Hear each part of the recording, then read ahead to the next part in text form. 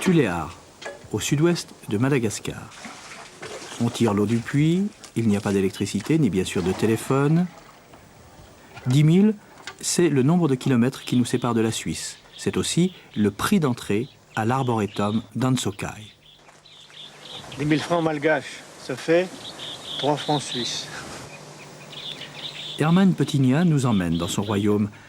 Des plantes saugrenues, des plantes dangereuses aussi. Oui, par exemple, celle-là, qui est une plante toxique.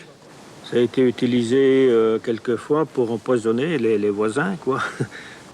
L'effet de la graine, ça provoque des renflements des pieds, comme de l'albumine, etc. Comme le ventre s'enfle, etc. Le cou, les bras, tout ça, ça devient énorme. Et puis ça peut durer jusqu'à 6 mois. Mais c'est irréversible. Hein. Sur quelques 10 hectares, la nature réserve de divines surprises, comme cet arbre qui pratique la ségrégation des sexes. C'est le Jatropha maphaliensis, une forbiacée, qui normalement donne ses premières fleurs, les fleurs mâles, absolument séparées donc des autres, des femelles, au mois de juillet. Et puis elles tombent, et c'est simplement au mois de décembre que les fleurs femelles apparaissent et sont fécondées. Alors on ne sait pas comment exactement.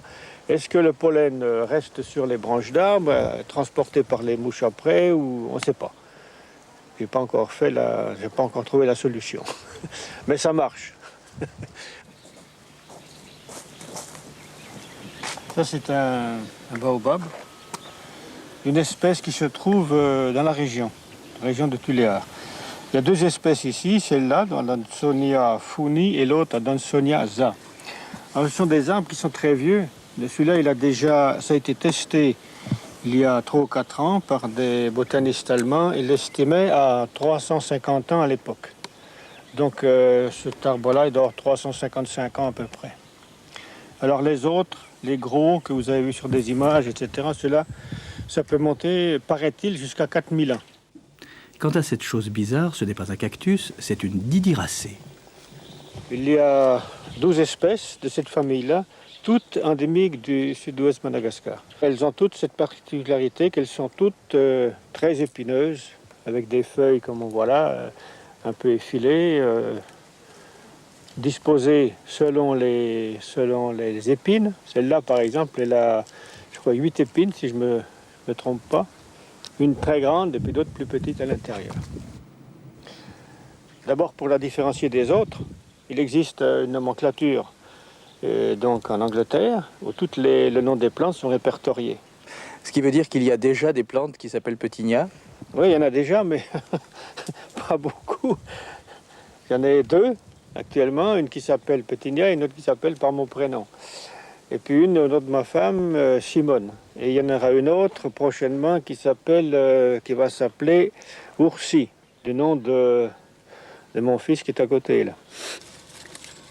De son côté, Simone, la femme d'Herman, se consacre plus prosaïquement à la culture de son potager. Il y a combien de temps que vous vous connaissez tous les deux? Avec Herman? Avec mon mari? Ouais. Oh, depuis 71. On est des vieilles. Des vieilles amoureux. Ça, c'est mon atelier. Tu peux rentrer. Herman a le sens de la fraternité et le tutoiement facile. Son atelier, c'est quasiment le saint des saints. Dans des boîtes numérotées sommeillent des graines mystérieuses. Aidé de son fils, Ours, Herman en tient un registre complet et détaillé, remis à jour à chaque nouvelle observation sur le terrain et transmis ensuite à une poignée d'universitaires européens ou américains.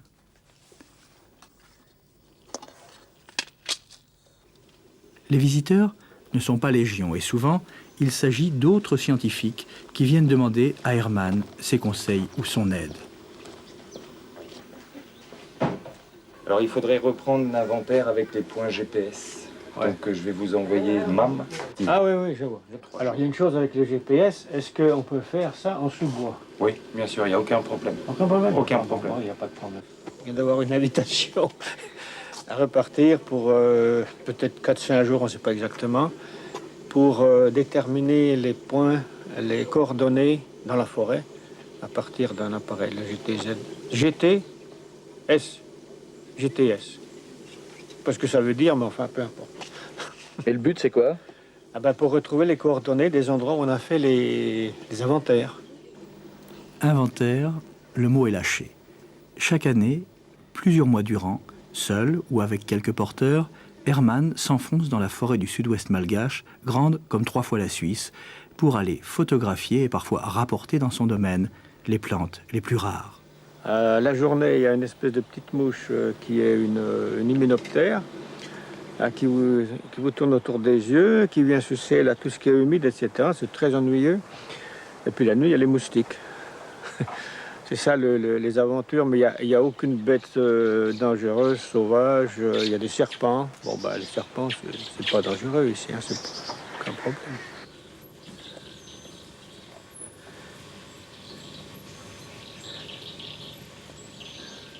Ce goût de la nature, c'est venu comment? Mais je suis né à peu près à 10 mètres d'une forêt, d'une immense forêt de sapins et de hêtres qui déborde sur l'Alsace. C'est dans le Jura, donc dans la région de Miécourt, quoi.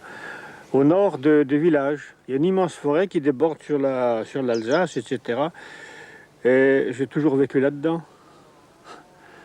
Alors, venu ici à Madagascar, bon, ben, j'ai continué à être dans la forêt. Et j'ai pris goût comme ça. Je me suis aperçu, au bout de plusieurs années, qu'il y avait dans les buissons là, un énorme pachypodium dans un terrain qui ne m'appartenait pas. Et au bout d'un certain temps, les anciens propriétaires du terrain sont venus me proposer donc leur terrain à vendre, 10 hectares environ. Et comme je n'avais pas pu auparavant transplanter cet arbre-là, parce que c'est très dangereux, il sèche, il aurait crevé, j'ai acheté donc le terrain. Comme ça, il est chez moi. Donc 10 hectares pour un arbre. 10 hectares pour un arbre, mais je pense que le prix du terrain ne vaut pas le prix de l'arbre. Jaloux de sa liberté, Herman Petigna n'est pas, à 73 ans, un homme riche. Ses ressources, il les doit à la vente de graines ou d'arbustes de reboisement, à la location de quelques modestes bungalows pour les visiteurs de passage et à l'élevage de chèvres dont il vend le fromage jusque dans la capitale. C'est sa fille, Ida, 18 ans, qui se charge quotidiennement de récolter le lait et de l'emprésurer pour obtenir, au bout du compte, une quarantaine de ces crottins de tuléar uniques dans toute l'île. Pour le reste, la vie sous les tropiques n'est finalement pas très différente de celle de nos campagnes, et jusqu'aux amis qui, parfois, font le détour, jusqu'ici, pour apporter à Herman Petigna une bouteille de ce breuvage officiellement interdit en Suisse. Ça va? Ouais.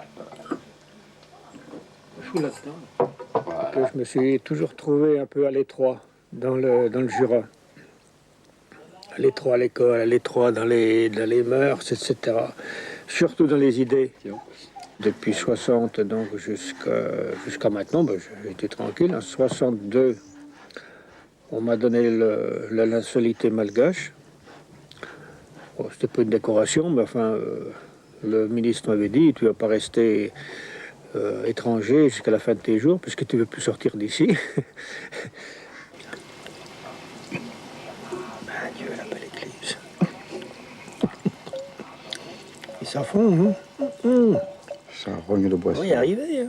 Ah, on va y arriver. D'une certaine manière, c'est quand même ce qui se passe ici, c'est quand même pratiquement la vie de la ferme dans le Jura au début du siècle. Ah bah oui. On est bien obligé de s'inspirer de ces de vieilles souches. Hein, on n'invente pas. On ne peut pas inventer un mode de vie si on n'a pas référence au passé, quoi. La patrie d'Herman Petigna, autodidacte jurassien, se trouve donc désormais ici, à plus de 10 000 km de son Jura natal. Bon, allez. Et puis, à quand en Suisse? Ah non, pas question. Non, j'y vais plus, hein, c'est fini. Les sauvages, ils sont pas ici, ils sont là-bas.